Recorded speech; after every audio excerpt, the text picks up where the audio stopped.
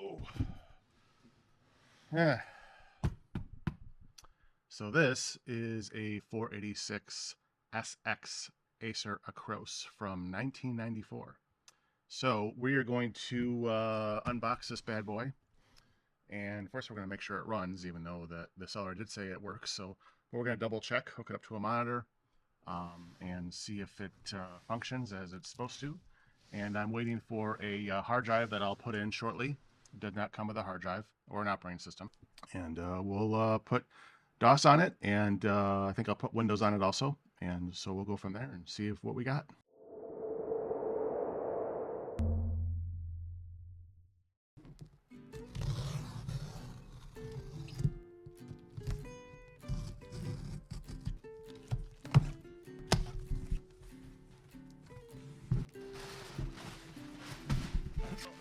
So we're going to get all this bubble wrap off and see what we got here.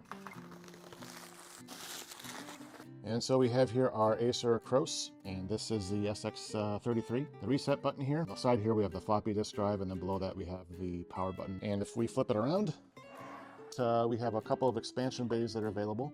VGA port, the parallel port, a couple serial ports, and we have our PS2 for mice and or keyboard. So the way we're going to get this case off is we take off the front panel. This case actually has no screws on it that secure it. The case slides back after the front panel is removed. There's these little sliding guidelines down here. There's a little arrow here. So I have to line those up to get the case off. So I'm actually going to do that first. I'm actually going to take a peek in there and see what we got.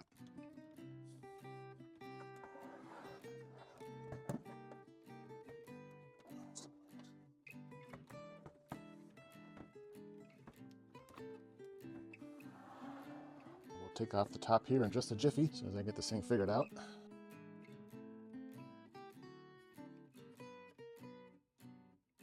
Let me get a better angle here. We have our SX here. We have our 2 memory module slots. I believe the 4 megabytes of RAM is soldered onto the board. And then we have our 4 ISA slots here. So here is our IDE cable. And it is absolutely filthy, so I'll be replacing that. So I'm gonna do that right now, actually. It's pretty gross. Replace it with this guy here.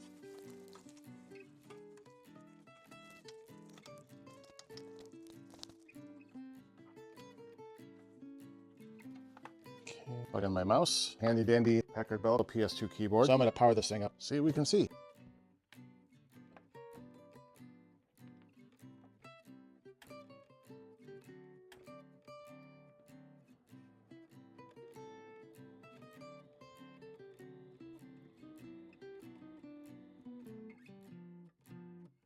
So far so good. 4 megabytes of RAM. Let's see what we got here.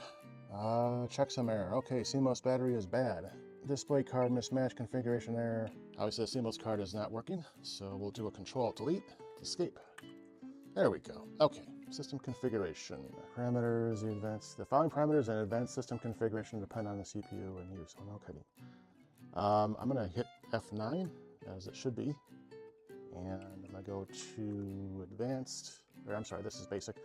So the CMOS battery, it might have just, I'm sure it needs to be replaced, but at least the computer boots, or rather it can get into the BIOS. I'll have to check the CMOS and see if we can get that fixed. And advanced,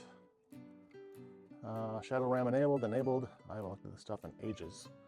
That looks fine. System boot drive auto, fixed disk normal, serial port, fixed disk drive, write protect, don't need that. System drive. So that's how we're going to boot off of the A drive here, and I'll just leave it to A actually, because when I plug in the hard drive, we're gonna need that. I just wanna see if it's gonna save that information.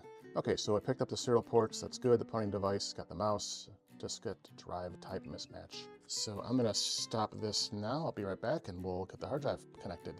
This is the Connor hard drive that I ordered for this machine. Got it from eBay today. Hey. Okay, so this is the Connor hard drive. So this is what we're going to be putting in here, and these are the connections.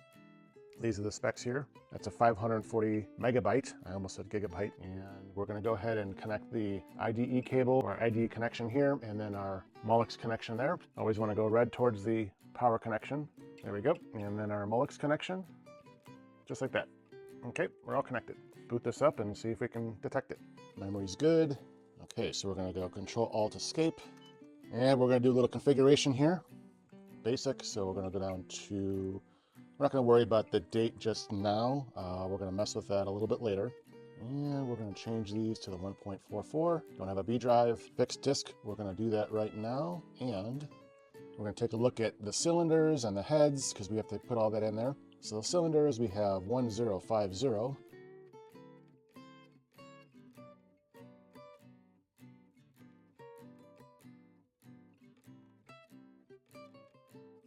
right, so I've tried 3 different newer quote-unquote IDE cables and none of them work. The computer does not boot with them.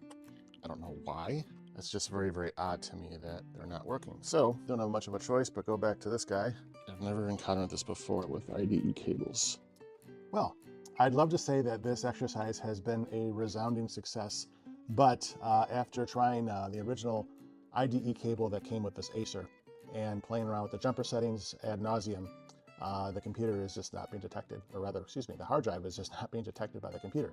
So I'm not quite sure what to do, but I do have some ideas and some other tricks up my sleeve. I've never met a old Acer that I haven't been able to boot. So we're going to leave it here for now, but in part 2, I don't know if there's going to be a part 3, but part 2, we're going to revisit the issue. So make sure that you're subscribed to Mackie Tech and like the video if you found this useful. Would also love to hear from anybody that's encountered issues like this with detecting IDE hard drives. Again, this one is not very big. It's only 540 megabytes, so it's not like it's going to be an LBA or anything like that. But would like to hear any of the feedback you guys might have. So we will see you again next week to delve into this a little bit further. Until next time, you have a great day. And before I go, if you happen to have a small business or a home office IT project that you need help with, please go to mackietech.org, click on the Hire Us button, and then go ahead and sign up for your free consultation. Otherwise, we'll talk to you next week. Thanks again for watching.